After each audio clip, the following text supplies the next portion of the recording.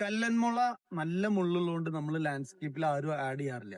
അതിന്റെ സ്പ്രെഡ്നെസ് ഭയങ്കര ഫാസ്റ്റ് ആയിരിക്കും. അതുകൊണ്ട് നമുക്ക് അതിനെ കൺട്രോൾ ചെയ്ത് നിർത്താൻ ഭയങ്കര ബുദ്ധിമുട്ടാണ്. ഞാനൊക്കെ എപ്പോഴും മറ്റുള്ള ബാമ്പു വെറൈറ്റീസ് ആയിട്ടുള്ള പോളിമോർഫ, ടുൾഡ, ലോഞ്ചിസ്പാത്തസ്, ഒലിവേറി ഒക്കെയാണ് നമ്മൾ ലാൻഡ്സ്കേപ്പിൽ റെക്കമെൻഡ് ചെയ്യാറ്. അതിന് തോണ് തീരെ ഉണ്ടാവില്ല. അതുകൊണ്ട് എപ്പോഴും നമുക്ക് കട്ട് ചെയ്ത് മാനേജ് ചെയ്യാൻ പറ്റും. പക്ഷെ ഈ ബാംബുസ ബാമ്പു എന്ന് പറഞ്ഞ സ്പീഷീസിന്റെ തോൺ ഉള്ളതുകൊണ്ട് നമ്മൾ അവോയ്ഡ് ചെയ്യാറാണ്. പക്ഷെ one of the strongest bamboo ആണ്. കൺസ്ട്രക്ഷൻ ഉപയോഗിക്കാം, ട്രെല്ലീസ്, ഫർണിച്ചർ ഇതിനൊക്കെ ഉപയോഗിക്കാൻ പറ്റുന്നതാണ്.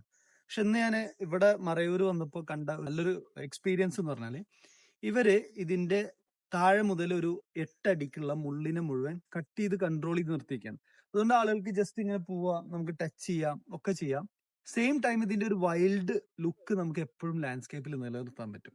ഇങ്ങനെ നിലനിർത്തി കഴിഞ്ഞാൽ നമുക്കിത് കട്ട് ചെയ്തിട്ട് ഇവിടെ തന്നെ പല കോട്ടേജസിലും അവര് കൺസ്ട്രക്ഷൻ ഇത് ഉപയോഗിച്ച് കണ്ടപ്പോൾ ഭയങ്കര സന്തോഷമായി. നല്ല ഭംഗിയാണ്. സെയിം ടൈം നമുക്ക് ആരെയും മേത്ത് വന്ന് മുള്ളു കുത്തി മുറിയാവുന്ന ഒരു പ്രശ്നം ഉണ്ടാവില്ല. അതുകൊണ്ട് ഇങ്ങനെ നിങ്ങൾ ആലോചിച്ച് ചില എലമെന്റ്സ് ഒബ്സർവ് ചെയ്ത് കഴിഞ്ഞാൽ നിങ്ങളുടെ ലാൻഡ്സ്കേപ്പ് ഭയങ്കര ഭംഗിയായിരിക്കും.